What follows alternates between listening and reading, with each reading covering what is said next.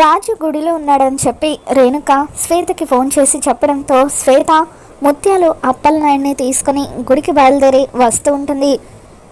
సూర్యప్రతాప్కి fathers day రోజున రూప గుడిలో surprise ఇస్తుంది. ఇక అప్పుడు రాజు సూర్యప్రతాప్ కాళ్ళ మీద పడుతూ నన్ను క్షమించండి పెద్దయ్య అంటూ ఇక అలా ప్రతాప్ కాళ్ళు పట్టుకొని క్షమాపణ అడుగుతూ పెద్దయ్య ఆ రోజు అసలు ఏం జరిగిందంటే గౌతమ్ మంచివాడు కాదని తెలిసి ఎలాగైనా సరే అమ్మాయి గారి జీవితాన్ని కాపాడాలని చెప్పి మీకోసం ఏం చేయడానికైనా వెనకాడని నేను తాళి కట్టడానికి కూడా వెనకాడలేదు. అందుకే ఆ రోజు అమ్మాయి గారి మెడలో తాళి కట్టాను. అసలు నిజానికి ఏం జరిగిందంటే విరూపాక్షి అమ్మగారు అని చెప్పి రాజు విరూపాక్షి గురించి సూర్యప్రతాప్కి నిజం చెబుతూ ఉంటే కాస్త దూరం నుండి విరూపాక్షి ఇదంతా కూడా వింటూ ఉంటుంది. ఇక తన పేరు వినగానే సూర్యప్రతాప్ కూడా కోపంగా చూస్తూ ఉంటాడు. మరి విరూపాక్షి గురించి రాజు సూర్యప్రతాప్కి నిజం చెప్పేస్తాడా? ఏం జరగబోతుందో మళ్ళీ మన ఛానల్లో తెలుసుకున్నవి.